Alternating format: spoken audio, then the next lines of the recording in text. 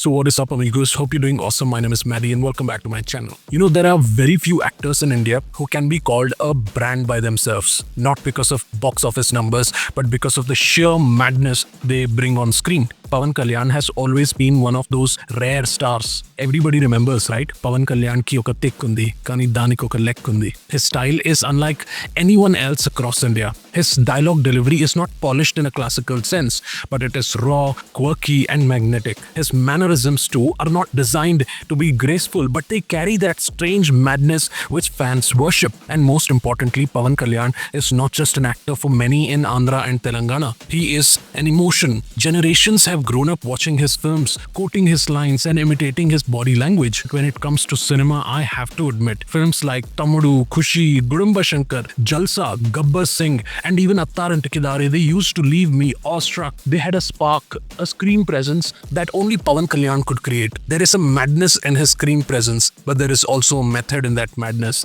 which is why it connects so strongly with the audiences. In the recent films, that magic has been missing, but with OG and the hype around it, it reminds me why people keep waiting for that one big comeback film of his.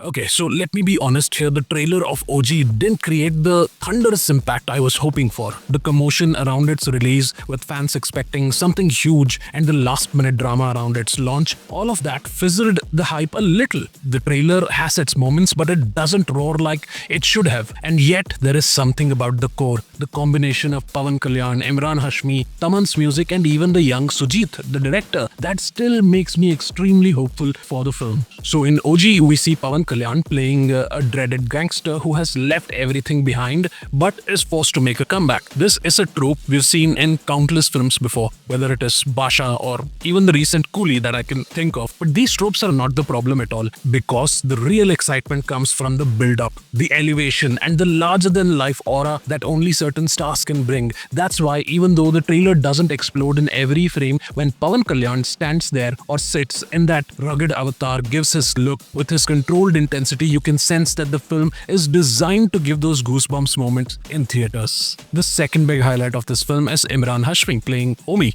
I have to say, I'm already tripping on his song and his vibe. Imran's presence adds a completely different shade to the trailer. He is stylish, he has menace, and he fits the role of the antagonist who can actually stand up to Pawan Kalyan's energy. That's very important because many times these big hero films fail when the villain doesn't have equal weight. Here, Omi feels like a proper counterforce, and that makes the clash even more exciting. And then we come to Thaman. Honestly, he seems to be the pulse of OG. His music in this film is not just background noise, it is almost a character by itself. The singles released so far, Firestorm, Trance of Omi or Guns N' Roses, and even the melodious Subi Subi have already set the stage. Each track carries a different flavor, from electronic trance to massive firepower. His use of sounds, beats and rhythm feel chaotic at times, but in the film they're bound to work as pure elevation. Nobody else in Telugu cinema right now can be so experimental, maybe Anirudh in Tamil, and still pull crowds with such force.